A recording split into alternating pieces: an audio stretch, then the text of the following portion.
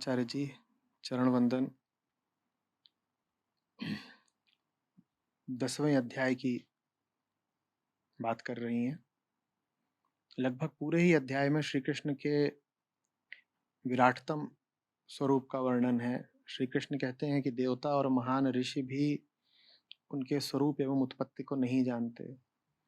स्वयं देवता और ऋषिगणों आदि का भी भगवान श्री कृष्ण से ही उद्गम है। इसी प्रकार उनके कितने ही स्वरूपों और महिमाओं का वर्णन किया गया है। प्रश्न उठता है कि इस प्रकार सर्वोच्च और सर्वशक्तिमान होकर भी ईश्वर क्यों मनुष्य रूप में इस पृथ्वी पर आते हैं। अब क्यों, कहाँ, कब, किस लिए, किसकी खातिर, किस तरीके से, ये सारे प्रश्न भेद की भाषा में होते हैं। ये सारे प्रश्न द्वैत की भाषा में हैं। इन सारे प्रश्नों में कार्य कारण विभाग अनुगत है ना, कि कुछ हो रहा है उसे कोई करने वाला है, और जो कर रहा है उसके पास करने के लिए कोई वजह है। तो ये सारी बातें, ये सारे प्रश्न, ये सारा विवाद संसार पर लागू होता है, मनुष्य की दुनिया का है। हम जो कुछ करते हैं उसके पीछे कुछ वजह होती है ना। क्यों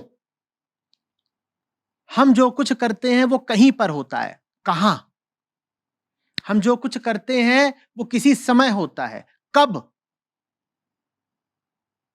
हम जो कुछ करते हैं वो किसी के लिए होता है, किसके लिए, कौन। तो हमने निष्कर्ष क्या निकाला कि वो जो हमसे पार का है वो भी कुछ कर रहा होगा, तो कोई क्यों, कब, किस लिए, कहां इत्यादि जरूर होगा। इससे हमारे बारे में क्या पता चल रहा है?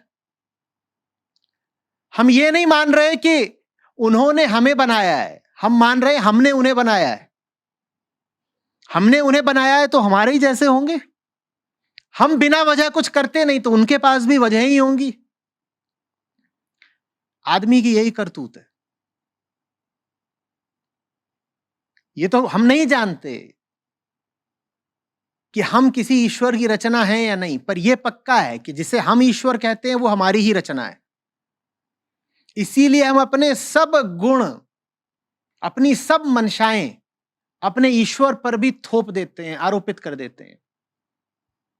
तो हमारा ईश्वर भी जो कुछ करता है वो समझ लीजिए हमारी तरह ही करता है। हम प्रार्थना करते हैं तो हम सोचते हैं कि उसकी आंखों में आंसू आ गए होंगे, तो इसीलिए फिर हम बहुत द्रवित कर देने वाली प्रार्थना करते हैं। देखा नहीं है कैसी मार्मिक प्रार्थनाएं होती हैं हमारी, ऐसा कर दे, वैसा कर दे। अब वैसी प्रार्थनाएं किसी इंसान के सामने करी जाएं तो काम आ सकती हैं। हम तीर ही वही चला रहे हैं, हम उपाय ही वही चला रहे हैं जो इंसानों पर काम आते हैं। तो इसका मतलब हम उस पार शक्ति को भी समझ क्या रहे हैं? इंसान ही समझ रहे हैं। तो यही शिवानी ने पूछा कि अगर वास्तव में श्री कृष्ण उतने ही बड़े हैं जितना बड़ा अपने आप को बता रहे हैं, तो यहां आए काहे के लिए थे? जरूर कोई खुफिया इरादा है।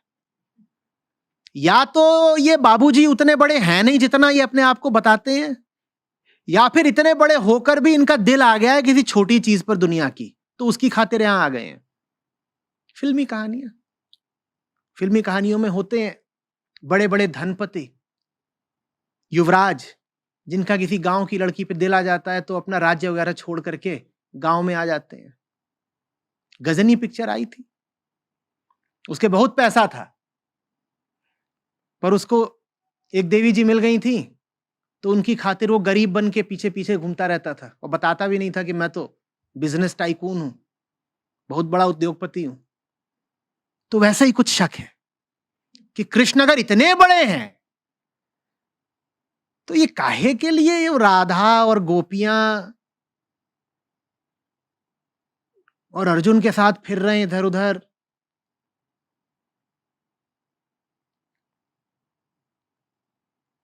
कहीं कुछ मोह लग गया है क्या इनका? बात क्या है? कोई बात नहीं है। उनकी बात यही है कि वहां कोई बात है ही नहीं, इसीलिए उसको लीला कहते हैं। हम जो कुछ करते हैं स्वार्थवश करते हैं, हम जो कुछ करते हैं उसमें कुछ इरादा निहित होता है, हम जो कुछ करते हैं लाभ हानि के प्रयोजन से करते हैं। वहां जो कुछ होता है बस यूं ही होता है। तुम पूछोगे क्यों हुआ तो मुस्कुरा देंगे, ज्यादा दबाव डालोगे तो कहेंगे मेरी मर्जी। जैसे तू भी तो मेरी मर्जी ही है। अब पूछो कि इंसान बनाया ही क्यों, संसार क्यों बनाया? कारण थोड़ा ही है। कारण हमारी दुनिया में होते हैं, उधर नहीं होते। उधर बस यूं ही है मामला। अब हम डर जाते हैं जब ये बात सुनते हैं, क्योंकि जिसके कामों के पीछे कोई कारण होता है ना, उस पर अधिकार किया जा सकता है। उदाहरण के लिए अगर कोई दफ्तर आता है तनख्वाह के लिए, तो तुम उस आदमी पर अधिकार जमा लोगे अगर तुम उसकी तनख्वाह 20% बढ़ा दो। तुम उस पर अधिकार जमा लोगे अगर तुम उसकी तनख्वाह 20% घटाने की धमकी दे दो।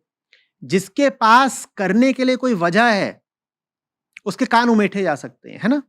जिसका कहीं भी दिल लग गया है उसको बंधक बनाया जा सकता है। जैसे जादूगर की जान तोते में, तोता पकड़ लो जादूगर बस में आ गया। जो जहां फंसा वहां फिर फंस ही गया, वो कहीं नहीं फंसे हैं, तो उन्हें तुम फंसा नहीं सकते। हमारी पूरी कोशिश ये है कि जैसे हम दुनिया में सबको फंसा लेते हैं, बस पता चल जाए कि श्री कृष्ण का तोता कौन सा है, तो इन्हें भी फंसा ले। उनका कोई तोता नहीं है, सब तोते उनके हैं।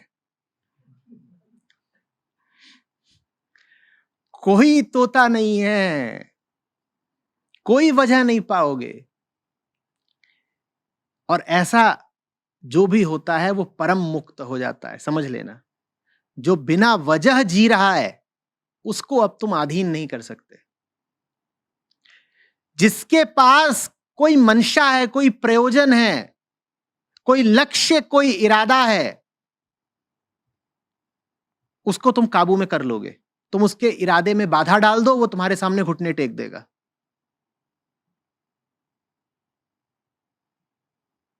लेकिन जो आत्मा की मौज में जी रहा है उस पर तुम जाल नहीं डाल पाओगे।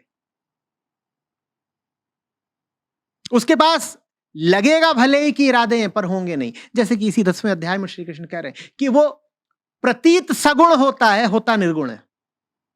प्रतीत सगुण होता है, होता निर्गुण है। कर्म उसके सकाम लगते हैं, होते निष्काम है। लगेगा यही कि किसी कामना के लिए काम कर रहा है, कोई इरादा है, पर होगा निष्काम। तो अब तुम उसकी कामना चाहे पूरी करने का उसे लालच दे दो, और चाहे तुम उसकी कामना में बाधा बन जाओ, तुम उसे गुलाम नहीं बना सकते, तुम उसे अपने वश में नहीं कर सकते। और हम जो हैं, हमारा इरादा यह रहता है कि किसी तरीके से भगवान को भी वश में ही कर लें। अगर कोई आकर के कहे कि वशीकरण मंत्र है मेरे पास और इससे सीधे ब्रह्मा विष्णु महेश तीनों बस में आ जाते हैं, तो मुंह मांगी कीमत चुका करके वो मंत्र खरीद लेंगे।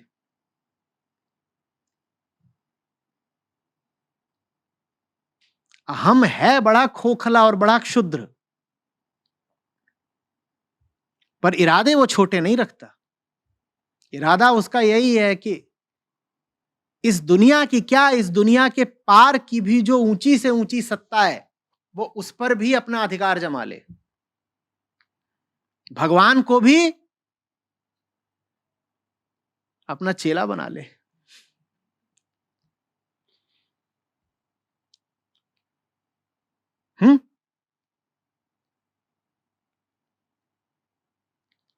तो कृष्ण लगे हुए हैं कुरुक्षेत्र में।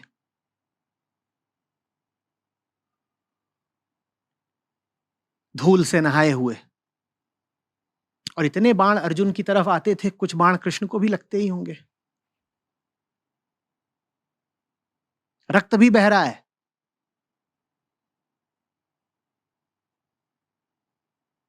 और घोड़ों को साध रहे हैं।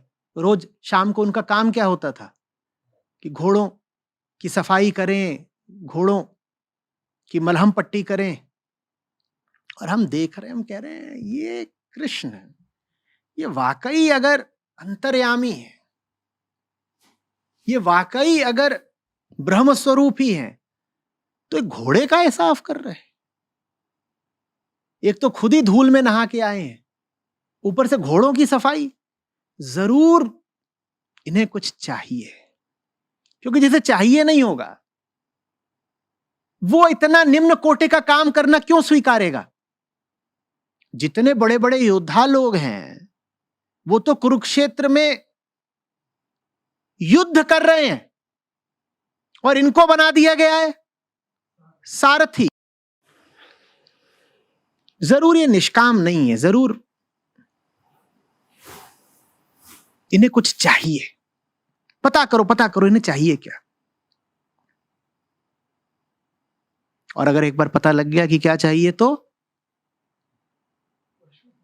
वश में कर लेंगे। जादूगर, तेरा तोता मेरे पास है, चल अब तू वो सब कुछ कर जो मैं कह रहा हूं, नहीं तो तोते की गर्दन उमेट दूंगा। वैसे ही भगवान का भी कोई तोता अगर पकड़ में आ जाए तो भगवान से जो चाहे करवा लेंगे। शिवानी, ऐसा आपने लिखा नहीं है, मैं बस आपको बता रहा हूं कि हमारा मन, हमारी वृत्तियां चाहती क्या है। हमें जब कोई ऊंचे से ऊंचा मिलता है ना शिवानी, तो हम ये नहीं करते कि उसके सामने झुक जाएं। हम चाहते हैं उसे बस में कर लें। जो भी तरीका चले, साम दाम दंड भेद, उसको बस में कर लें। और इससे बड़ी भूल आप कर नहीं सकते कि कृष्ण जैसा कोई आपके सामने आए तो उसके सामने झुकने की जगह आपके मन में भावना ये आए कि मैं इस पर अधिकार जमा लूं।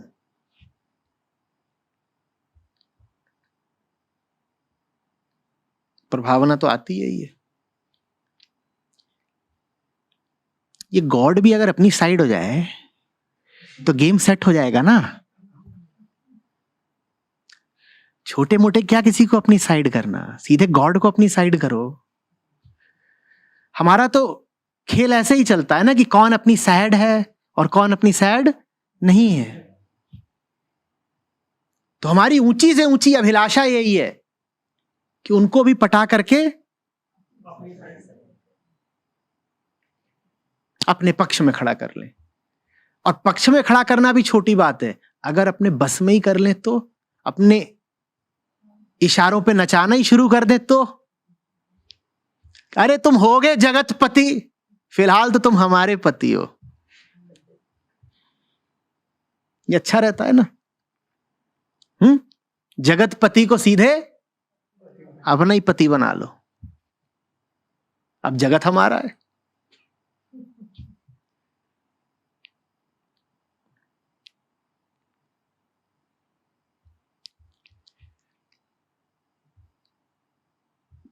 ये कुत्सित इरादे हैं, ये घटिया बातें हैं। घटिया बातें सिर्फ नैतिकता के तल पे नहीं है। इन्हें घटिया इसलिए कह रहा हूं क्योंकि ये आत्मघातक है। जो ऐसा इरादा रखता है कुछ नहीं पाता। कृष्ण किसके बस में आने वाले हैं? आ सकते हैं क्या किसी के बस में? हाँ, ऐसा इरादा रख के आप कृष्ण के सामने समर्पित होने से भी चूक जाएंगे।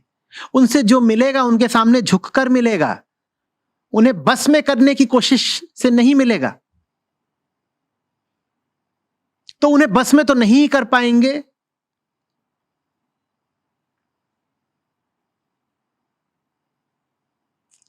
उनके सामने झुक कर जो पाते उससे भी चूक जाएंगे।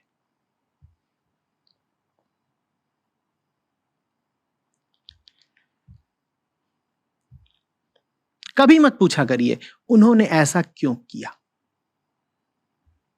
दुनिया बनाने वाले क्या तेरे दिल में समाई, काहे को दुनिया बनाई, ये फिल्मों में शोभा देता है, आप मत पूछ लीजिएगा। परम सत्ता को लेकर कहानियां कम से कम बनाया करिए। सारी कहानियां हमारी हैं, उनकी कोई कहानियां नहीं। कल्पनाएं कम किया करिए। अपने से ऊंचा जब कुछ दिखे तो कल्पनाओं को विराम दीजिए, क्योंकि आपकी कल्पनाएं आपके ही तल की होंगी। आपको पता क्या आपसे ऊपर की ऊंचाई पर होता क्या है? जब पता नहीं तो आप कल्पना कैसे कर सकते हैं भाई? जब आप जानते ही नहीं कि आपसे ऊपर क्या है तो कल्पना कैसे कर सकते हो? पर हम कल्पना कर ही डालते हैं ना। हमने खूब कहानियां बना रखी हैं। फिर भगवान जी ने ये बोला, फिर भगवान जी ऐसा सोचने लगे, फिर भगवान जी को बड़ा दुख हुआ। ये सब कहानियां सच्चाई के रास्ते में बाधा हैं। कहानियों को अलग करो, मन को साफ करो। जब उस परम सत्ता, जब उस पार सत्ता की बात आए तो बस मौन हो जाओ, चुप हो जाओ, कुछ मत पूछो। उसके सामने सवाल जवाब नहीं करते, बस सर झुकाते हैं। जिज्ञासा संसार के विषय में करो, सत्य के विषय में जिज्ञासा नहीं की जाती। आपसे मैंने कहा था ना, जिज्ञासा खूब करिए, सत्य के विषय में जिज्ञासा नहीं की जाती। वहां बस मौन हो जाते हैं। और खूब जिज्ञासा करो जब बात हो संसार की, अहम की, चेतना की। इनको तो अपने सवालों से बींध डालो, कोच कोच के पूछो, हर बात पूछो। उनके बारे में पूछते नहीं, उनको सुन लेते हैं।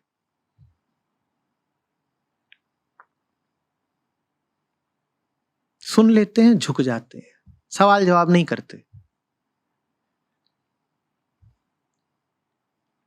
साधक में ये दोनों गुण एक साथ होने चाहिए। जब दुनिया का मसला हो, जब चेतना की बात हो,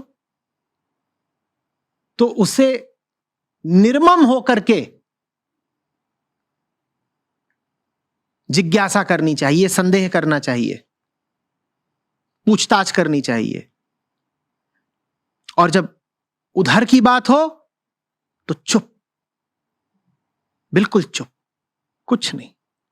जितनी जोर से दुनिया के बारे में तहकीकात करनी है, उतनी ही गहराई से चुप हो जाना है जब मामला उधर का हो।